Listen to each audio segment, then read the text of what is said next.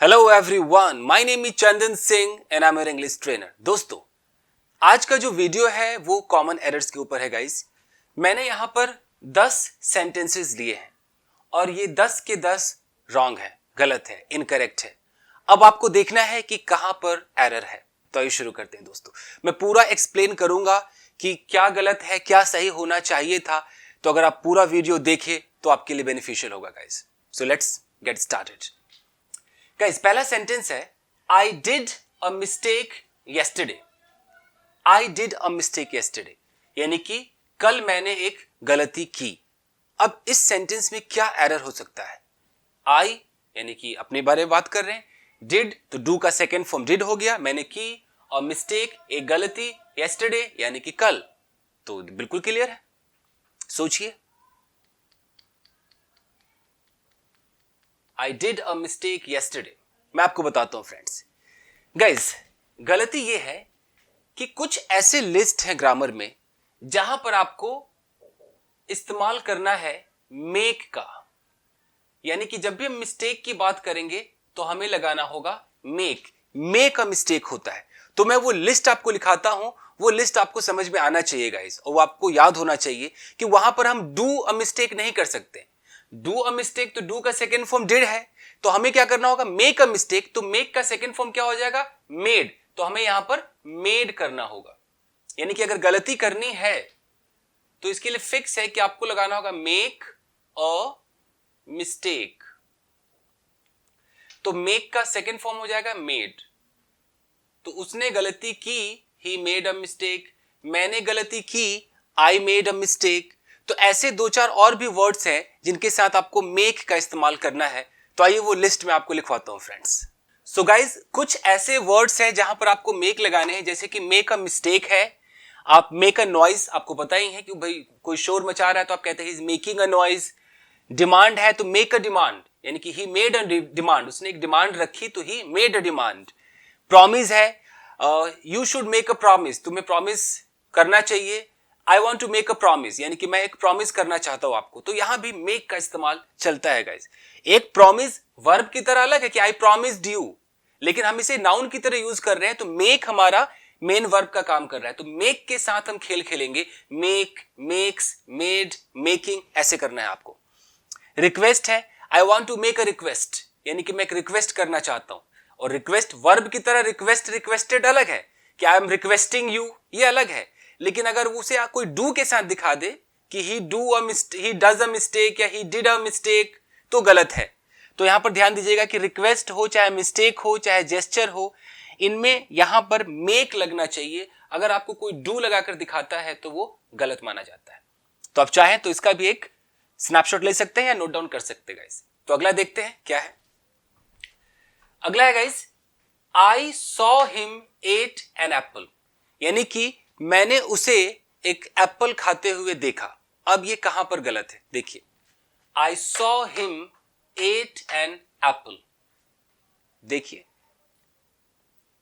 Guys, मैं आपको बताता हूं, I saw him at an apple कहां पे गलत है। ध्यान दीजिएगा कि अगर इस तरह से आ जाए, आई saw him, I watched him, इस तरह से अगर कुछ आ जाए तो यहां पर जो एक्शन होगा उसे ध्यान से देखिएगा। इस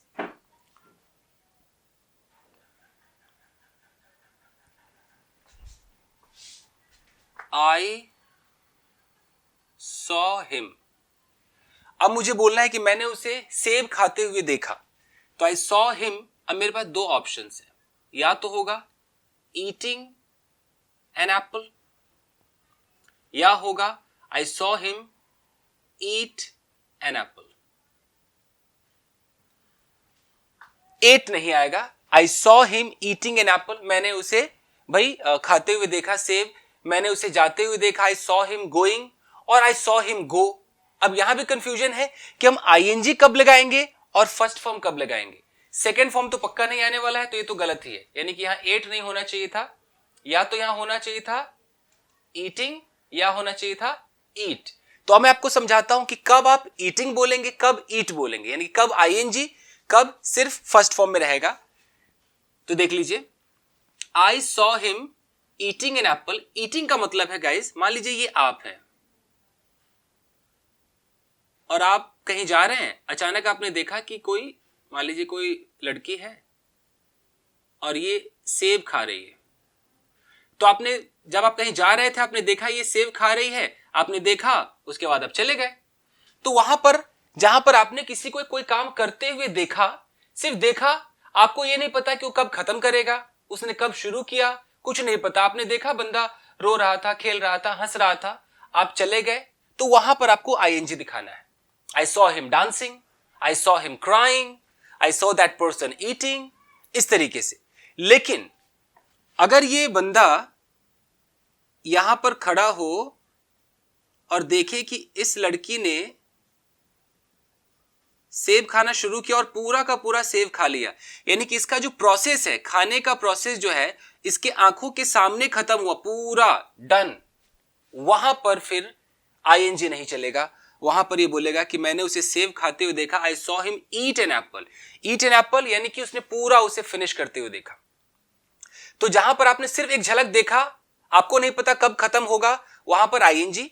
और जहां पर आपके आंखों के सामने बिल्कुल खत्म हुआ, कोई बंदा जा रहा था और बिल्कुल वो इनविजिबल हो गया, चला गया, बिल्कुल अब आंखों से ओझल हो गया है, तो फिर आप वहां पर आई सॉ हिम गोइंग नहीं बोलेंगे, आई सॉ हिम गो बोलेंगे। गो का मतलब कि आपकी आंखों के सामने वो पूरा का पूरा वहां से निकल गया। और सिर्फ जाते हुए देखा, हो सकता है कुछ देर बाद रुक गया हो, तो वहां पर सिर्फ आपको आईएनजी दिखाना होता है। तो याद रखिएगा।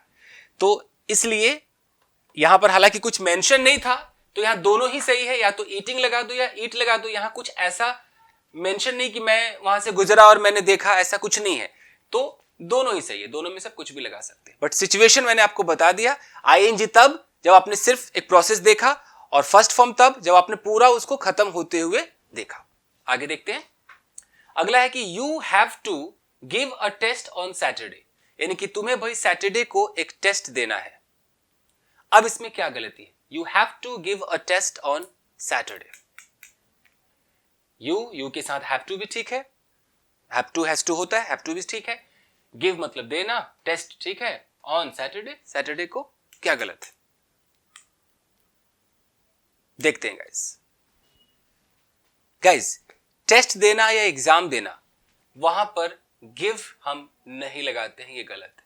वहां पर आप टेक का इस्तेमाल कीजिए। तो गिव अ टेस्ट की जगह टेक अ टेस्ट आपको बोलना है, याद रखिएगा। यानी कि मैं टेस्ट दे रहा था, I was taking a test. मैं टेस्ट देना चाहता हूं, I want to take a test. अजीब सा लगेगा। मैं एग्जाम दे रहा था, I was taking an exam या टेकिंग द एग्जाम, आप ऐसे बोलेंगे। या राइट एन एग्जाम भी होता है, लेकिन गिव एग्जाम और गिव टेस्ट ये गलत है। इंटरव्यू देते हैं तो फेस इंटरव्यू होता है। तो ये कुछ ऐसे वर्ड्स है, तो आपको पता होना चाहिए कि किसके आगे क्या लगेगा। तो गिव अ टेस्ट गलत है, यहां होना चाहिए था take a test. You have to take a test on Saturday. तुम्हें सैटरडे को भैया एक टेस्ट देना है। अजीब लग रहा होगा, टेक मतलब तो लेना होता है, बट यही सत्य है और आपको यूज करना है गाइस। ऐसे ऐसे कॉमन एरर्स आते हैं गाइस। अगला देखते हैं। यहां लिखा है कि he is prone to make mistake, यानी कि उसे, मतलब गलती करना उसका एक स्वभाव है। इज प्रोन टू का मतलब कि बिल्कुल उसका नेचर सा बन चुका है, गलती के बगैर वो रह नहीं सकता है। तो अब इसमें क्या गलती है? He is prone to make mistakes कर दीजिए, या मेक अ कर दीजिए, मेक अ मिस्टेक। उसे गलती करना जो है उसकी वो आदत सी बन गई है। प्रोन टू का मतलब होता है कि एकदम कोई चीज या तो आपकी बिल्कुल वो नेचर में हो, आपकी टेंडेंसी हो गई हो, या आप किसी चीज से जल्दी प्रभावित हो जाते हैं। आपने बोला I am prone to cold, यानी कि एकदम ठंड से ऐसा है कि आप बहुत जल्दी प्रभावित हो जाते हैं, तो आप प्रोन टू का इस्तेमाल करेंगे। तो कैसे होगा prone to make a mistake? मैं बताता हूं गाइस। एक लिस्ट है, वो लिस्ट आपको याद करनी होगी। कुछ ऐसे लिस्ट है, याद रखिए, जिसके लास्ट में अगर टू आए तो उसके बाद आपको आईएनजी लगाना पड़ता है। तो मेक ना बोल करके आपको मेकिंग बोलना होगा कि he is prone to making a mistake, यानी कि गलती करना जो है उसकी टेंडेंसी है। तो मेकिंग लगा। बहुतों को ऐसा लगता है कि जब भी टू आ जाए तो टू के बाद वर्ब की फर्स्ट फॉर्म आती है, तो वो तो ठीक है, लेकिन कुछ ऐसे शब्द हैं जहां आप रट लीजिए कि उस टू के बाद आपको आईएनजी लगाना है। तो मैं एक लिस्ट लिखता हूं गाइस, देख लीजिए। सो गाइस, मैंने कुछ ऐसे वर्ड लिखे हैं जिसके आगे टू लगा है और इन सब के बाद आपको आईएनजी लगाना होगा। जो वर्ब है उसमें ing, यानी कि जिरंड आपको दिखाना होगा। तो ऐसे और भी लिस्ट होते हैं, आप जब ग्रामर बुक पढ़ेंगे तो उस चैप्टर में देखिएगा, जो नॉन फाइनाइट्स वाले चैप्टर होंगे उसमें जरूर होगा। तो अगर प्रोन टू है तो प्रोन टू के बाद ing, prone to making, prone to dancing, prone to telling a lie, ऐसे आएगा। टेल आ जाए तो गलत है, डांस आ जाए तो गलत है, ing लगाना है। जैसे इज, आर, एम के बाद जो यूज टू आता है, इसका मतलब है कि आप उसके आदी हैं। I am used to dancing, यानी कि मैं नाचने का जो हूं एकदम आदी हो चुका हूं। तो यूज्ड टू के बाद ing, वो यूज टू नहीं कि मैं जाया करता था, आई यूज टू गो, वो नहीं। इस यूज टू से पहले हेल्पिंग वर्ब अगर रहे तो आप समझ लेना कि इस यूज टू के बाद वर्ब में ing लगाना है। She is used to taking tea, यानी कि उसे चाय पीने की आदत है, तो यूज्ड टू टेकिंग टी। अगर ये पास्ट हैबिट वाला होता तो ऐसे होता कि she used to take tea. तो ये फर्क याद रखिएगा इस। अकस्टम टू, इसका मतलब है कि कोई बंदा एकदम उसके आदी हो गया है, तो अकस्टम टू के बाद भी ing आता है कि I am accustomed to cooking food, यानी कि मुझे भैया आदत है उसकी। विद अ व्यू टू, इसके बाद भी ing आता है, विद अ व्यू टू, यानी कि उस उद्देश्य से। I have come here with a view to learning English, तो ing आएगा। लुक फॉरवर्ड टू के बाद ing आता है, यानी कि I look forward to hearing from you, I look forward to meeting that person, meeting, meet नहीं आएगा। तो ऐसे कुछ लिस्ट है जिस टू के बाद आपको वर्ब में ing लगाना है। आप चाहे तो इसका एक स्नैपशॉट ले सकते हैं गाइस। अगला देखते हैं। अगला है it's too expensive two by. It's too expensive two by, यानी कि ये इतना एक्सपेंसिव है कि भाई हम खरीद नहीं सकते, खरीदा नहीं जा सकता। It's too expensive two by. अब इसमें क्या गलती है? It's too expensive two by, यानी कि ये इस टू का मतलब है एक टू आपने जरूर सुना होगा, I am too tired to walk, मैं इतना थका हुआ हूं कि चल नहीं सकता हूं। तो इसमें क्या गलती है देखिए, बताता हूं गाइस। अगर सेंटेंस ऐसे हो, I am too tired to walk, यानी कि मैं इतना थका हूं कि मैं चल नहीं सकता हूं। इसे ऐसे भी कहा जाता है, I am so tired that I can not walk. इसे बोलते रिमूव टू, यानी कि आपने टू को हटा दिया है, तो अगर इस टू को हटा देंगे तो ऐसा हो जाएगा। तो अगर इस पर ही कोई सेंटेंस आ जाए तो इसमें क्या गलत है? अभी जो आपने पीछे देखा वो लिखा हुआ था कि it's too expensive two by. अब आपको ध्यान से देखना है, इसको दिखाता हूं मैं कि I am too tired to walk. यहां पर जो टायर्ड है, जो थका हुआ है, वो कौन है? आई की बात हो रही है। और जो चल नहीं सकता है वो कौन है? वो भी आई की बात हो रही है। यानी कि आई ही थका हुआ है और जो आई है वही चल नहीं सकता है। यानी कि सब्जेक्ट देख रहे हैं, सब्जेक्ट दोनों काम कर रहा है। एक्सपेंसिव वाले में देखिए, इट्स टू एक्सपेंसिव। एक्सपेंसिव कौन है? इट, यानी कोई सामान है। मैंने बोला यार इट्स टू एक्सपेंसिव, तो ये एक्सपेंसिव है। और बाई, तो क्या सामान ही खुद को खरीद लेगा? नहीं कर सकता ना। It's too expensive two by, ये कैसे हो सकता है? यहां पर जो एक्शन आएगा वो भी उसी सब्जेक्ट को रिप्रेजेंट करना चाहिए, मतलब उसी के लिए है। तो एक्सपेंसिव इट के लिए है, लेकिन बाई इट के लिए कैसे आ सकता है? इट अपने आप को कैसे खरीदेगा? तो वहां पर आपको ध्यान देना है कि ऐसा सब्जेक्ट हो जो थक भी रहा है और जिसकी वजह से जो चल नहीं सकता, यानी कि दोनों काम एक ही सब्जेक्ट कर रहा है। थका हुआ भी यही है, चलने का काम भी इसी को करना है। तो वहां पर आप फंसेंगे जहां पर आपको देखना होगा कि एक बंदा ये तो है, एक्सपेंसिव तो है, लेकिन ये बंदा खुद ही कैसे खरीद सकता है कुछ भी। तो वहां आप या तो पैसिव का सहारा ले लीजिए। कैसे करेंगे? मैं हटाता हूं। आप ऐसे करेंगे कि इट्स टू एक्सपेंसिव, अब यहां टू करके बी लगाइए, टू बी और थर्ड फॉर्म कर दीजिए, टू बी बॉट या to be purchase. It's too expensive to be bought, यानी कि इतना एक्सपेंसिव है कि ये भैया खरीदा नहीं जा सकता है। टू बी बॉट, तो ऐसे करना होगा। तो ये आपका करेक्ट है। गलत क्या था? ऐसे गलत था कि it's too expensive two by, ये गलत था। क्यों गलत था? क्योंकि एक्सपेंसिव ये है तो ये बाई भी इसी के लिए आना चाहिए, तो ये अपने आप को कैसे खरीद सकता है? जैसे it's too hot to drink, अब कैसे होगा? It's too hot to drink, यानी कि इतना गर्म है कि पिया नहीं जा सकता है। तो अब अगर ऐसे कोई सेंटेंस लिखा हो तो आप समझ जाना कि गर्म कौन है? इट। मान लो चाय की तरफ इशारा करके बोल रहे हैं कि चाय, तो ये गर्म है, इट्स टू हॉट। अब पिएगा कौन? चाय अपने आप को पी जाएगी? तो नहीं, तो ये गलत है। तो कैसे होगा?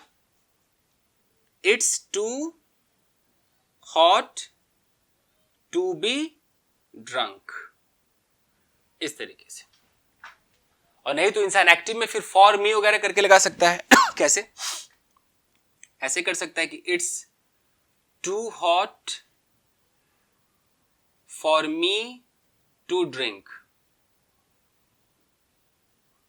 फिर यहां पर आपको एक अलग से फॉर मी लगाना पड़ेगा, it's too hot for me to drink. यानी कि भाई अगर चाय गर्म है तो उसके पीने वाला कोई एक बंदा तो चाहिए, दोनों के लिए कोई एक सब्जेक्ट तो चाहिए। तो इसमें जब सब्जेक्ट ना हो तो आप समझ जाना कि या तो आप पैसिव में बनाए या फिर फॉर मी लगा दे। अगर इट्स टू एक्सपेंसिव वाले को बोलूं तो ऐसे कह सकता हूं मैं कि it's too expensive for me two by, मेरे लिए एक्सपेंसिव है खरीदना।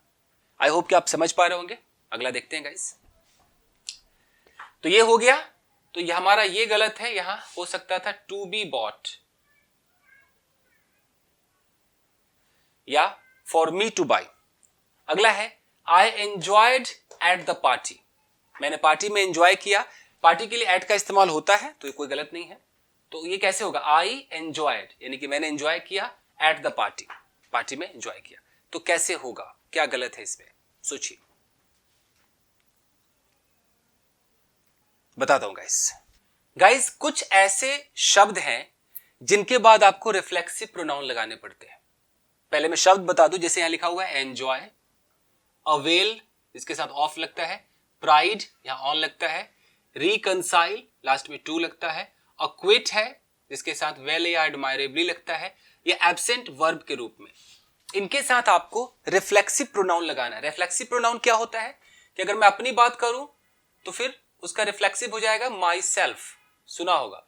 यू का हो जाएगा योर सेल्फ, इस तरीके से वी का आवर सेल्फ्स, दे का देम सेल्फ्स। ये रिफ्लेक्सिव प्रोनाउन है। जैसे कि इसका मतलब क्या होता है रिफ्लेक्सिव प्रोनाउन का? अगर मैं कहता हूं कि आई बर्न्ड माई सेल्फ, यानी कि मैंने खुद को जला लिया, होता है ना माई सेल्फ, स्वयं को, अपने आप को, तो उसमें हम ये सेल्फ लगाते हैं। तो अब कुछ ऐसे शब्द हैं जिनमें आपको ये रिफ्लेक्सिव प्रोनाउन लगाना है, यानी कि अगर वो आई से शुरू हो रहा है, जैसे आई एंजॉयड है, तो इसके बाद आपको एक रिफ्लेक्सिव आई वाला लगाना है, तो आई का रिफ्लेक्सिव हो जाता है माई सेल्फ। तो आपको बोलना होगा कि I enjoyed my self eight the party, याद रखिएगा। तो कुछ ऐसे वर्ड है। तो एंजॉय वाले केस में क्या है कि अगर एंजॉय के बाद कोई ऑब्जेक्ट ना हो, प्रेपोजिशन हो, जैसे यहां पर है ना at the party, at preposition है, इन आ जाए प्रेपोजिशन है, तब आपको यहां पर रिफ्लेक्सिव लगाना होगा। एंजॉय के बाद आपको लगाना होगा रिफ्लेक्सिव प्रोनाउन, फिर आपका जो भी एक प्रेपोजिशन होगा और जो भी होगा। तो जैसे यहां पर है कि आई एंजॉयड, फिर यहां पर आप लगाइए माई सेल्फ, क्योंकि आई का रिफ्लेक्सिव माई सेल्फ होगा, तो I enjoyed my self eight the party, ऐसे होता है।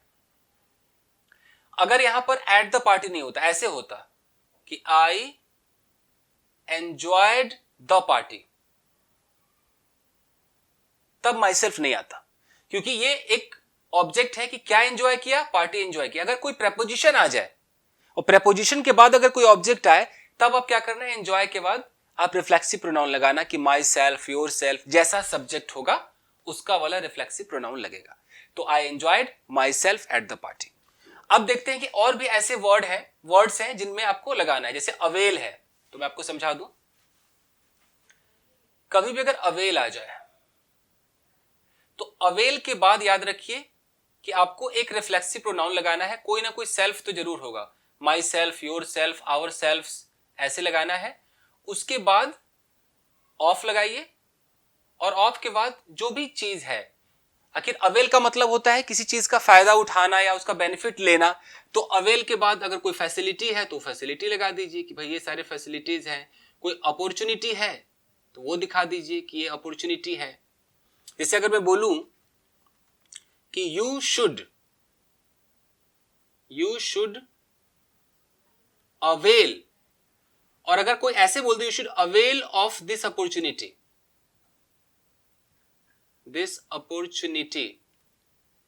तो ये सेंटेंस गलत हो जाएगा, क्योंकि जैसे आपने बोला कि आपको इस अपॉर्चुनिटी का फायदा उठाना चाहिए, अवेल करना चाहिए, तो भैया यहां पर आपको एक लगाना पड़ेगा यू वाला रिफ्लेक्सिव, यानी कि you should avail yourself of this opportunity. तो याद रखिएगा। तो ऐसे बहुत सारे वर्ड्स हैं जिस पर आपको ये रिफ्लेक्सिव प्रोनाउन लगाने हैं, तो आप ये रिफ्लेक्सिव प्रोनाउन वाले चैप्टर में पढ़ लीजिएगा। फिलहाल कॉमन एरर एंजॉय वाला था, वैसे मैंने इतने सारे वर्ड्स आपको बता दिए गाइस। किसी दिन मैं जब ये चैप्टर पढ़ाऊंगा तो एक एक वर्ड को एक्सप्लेन करूंगा, लेकिन अभी नहीं, अभी कॉमन एरर्स देखते हैं। ये क्लियर हो गया। हर कैटेगरी देखी, किस कैटेगरी में एरर आते हैं, फिर उस कैटेगरी पर आप काम कीजिएगा इस कि हाँ यार ये सेगमेंट मेरा कंप्लीट होना चाहिए। जैसे रिफ्लेक्सिव प्रोनाउन वाला, जब ट्रांजिटिव वर्ब और इनट्रांजिटिव वर्ब पढ़ेंगे तो उसमें भी आपको समझ में आएगा। अब देखते हैं, यह है कि if he was rich he would help you, अगर वो अमीर होता तो तुम्हारी मदद करता, इसमें क्या गलत है? If he was rich he would help you. मैं समझाता हूं गाइस। हमेशा याद रखिए कि जब भी कोई कंडीशनल सेंटेंस हो, देखिए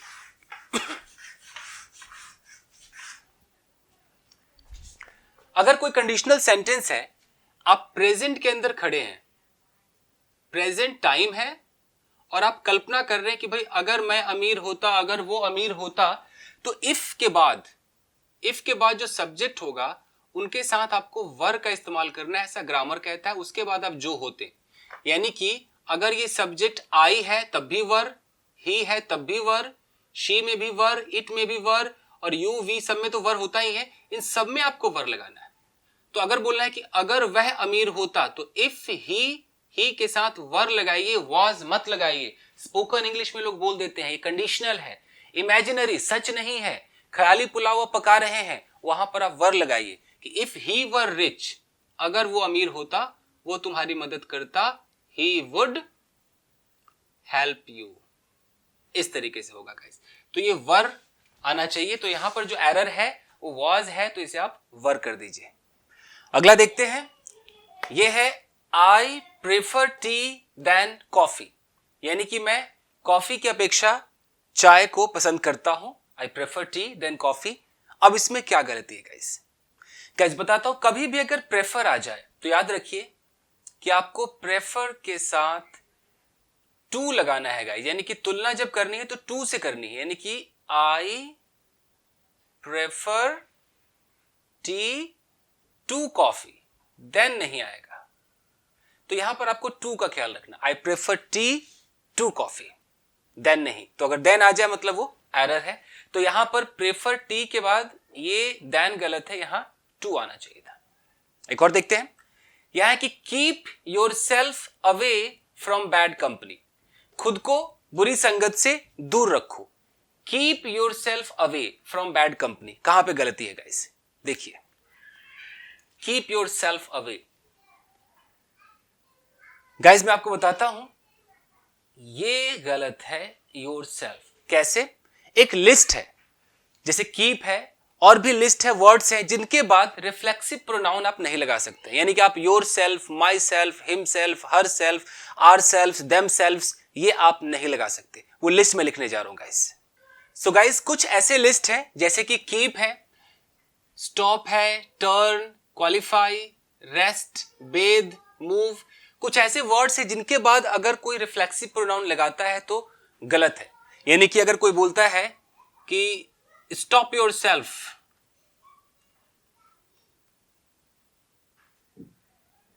डूइंग दिस या डूइंग इट, तो ये गलत है। स्टॉप डूइंग इट होगा, स्टॉप योर सेल्फ नहीं होगा। कीप योर सेल्फ अवे, जैसे आपने देखा कि कीप योर सेल्फ अवे, तो सुनने में अच्छा लग रहा होगा कि हाँ सही तो है, खुद को अलग रखो, तो कीप योर सेल्फ नहीं होगा। तो ये जो कुछ लिस्ट है इनके बाद आपको रिफ्लेक्सिव प्रोनाउन नहीं लगाना है, नो रिफ्लेक्सिव प्रोनाउन। तो ये आपको लिस्ट याद रखनी पड़ेगी। तो कुछ एरर्स यहां से भी आते हैं गाइस। एक और देखते हैं, लास्ट यहां लिखा है कि she has not and will not accept my proposal, यानी कि उसने मेरा प्रपोजल एक्सेप्ट नहीं किया है और नहीं करेगी, न किया है न करेगी मेरा प्रपोजल एक्सेप्ट। अब इसमें क्या गलती है guys? She has not and will not accept my proposal, न किया है न करेगी। मैं बताता हूं गाइस। गाइस ध्यान से देखिए, अगर ऐसे लिखा है कि शी हैज नॉट और यहां लिखा है एंड विल नॉट एक्सेप्ट, तो आपको ध्यान देना है कि यहां पर दो टेंस की बात हो रही है, एक हैज नॉट यानी कि प्रेजेंट परफेक्ट और एक विल नॉट यानी कि फ्यूचर इंडेफिनिट। तो जो भी टेंस है उसका वर्ब आपको लगाना है। अगर दो टेंस दिए हैं तो दो आपको वर्ब की जरूरत है, यानी कि एक्सेप्ट यहां पर एक बार लगा हुआ है, तो विल के साथ तो एक्सेप्ट फर्स्ट फॉर्म आएगा, यहां भी आपको एक्सेप्टेड लगाना होगा क्योंकि हैव नॉट और हैज नॉट यानी कि प्रेजेंट परफेक्ट में वर्ब की थर्ड फॉर्म आती है। तो पूरा सेंटेंस होना चाहिए था कि she has not accepted and will not accept, ना तो उसने एक्सेप्ट किया है ना ही वो करेगी। तो कई बार आपको सेंटेंस ऐसे देंगे, यहां कर दिया कि शी हैज नॉट, नॉट के बाद कोई मेन वर्ब दिखाया ही नहीं और सीधा एंड लगा के कोई और टेंस दिखाया और एक ही यहां पर वर्ब दे दिया। तो विल नॉट के बाद तो ये सही है, लेकिन हैज नॉट के बाद भी तो एक वर्ब चाहिए ना, तो यहां पर थर्ड फॉर्म चाहिए, तो यहां भी आपको एक्सेप्टेड लगाना होगा।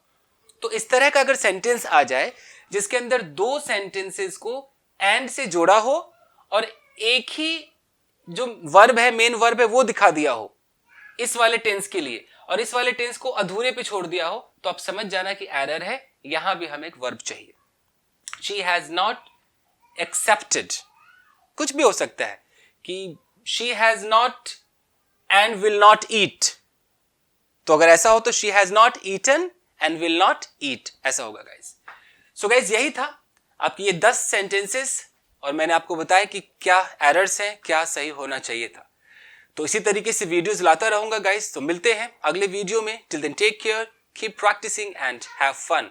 अगर आप चाहें तो इसका एक स्क्रीनशॉट ले सकते हैं फ्रेंड्स। Thank you guys.